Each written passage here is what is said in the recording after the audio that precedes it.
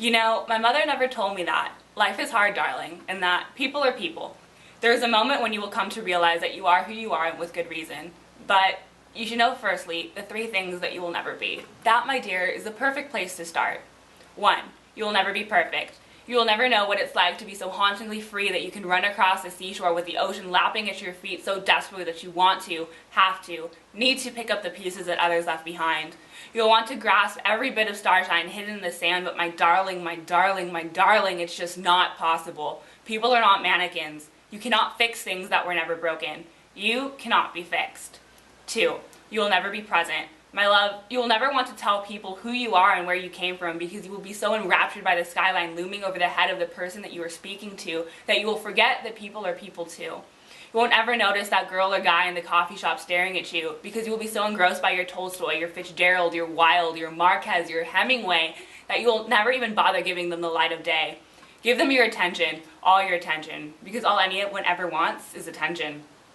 3. You will never be good enough. Honey, you're not your literature teacher's published essay on why rape culture does not exist. You're not his praised words or scorned syllables. You are not his.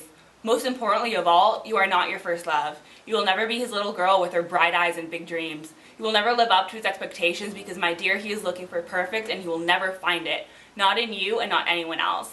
Because perfect is infinite and perfect is broken and perfect is not a word that you will ever want to define yourself with. Because you will create your own definition. The moments that define you may seem so small, so tiny that you will not remember them, but sweetheart, let me tell you, you exist in the day you stepped into the playground. You held out your heartstring to the little desolate girl sitting all by herself. And when she took hold of your pale little hand, you rescinded your offer and instead gave her your warm, bleeding heart to play with so she wouldn't feel so forsaken by the parents that had left her for dead. You didn't know it that day, but you saved her with your beautifully simple words. Do you want to play? You were never one to wear your heart on your sleeve, but you learned that day what it was like to base yourself like a double helix, making sure that everyone was okay and able to function on their own. You were her sunshine that broke out in the middle of the day when the world was dark and cold and lonely and anything and everything she knew so hidden, so lost in this inherent darkness that you were the only light driving her home. You were discovered in your laughter, the loud, clear ringing that bounced off the walls and struck me strong like a harpsichord, like a piano perfectly in tune.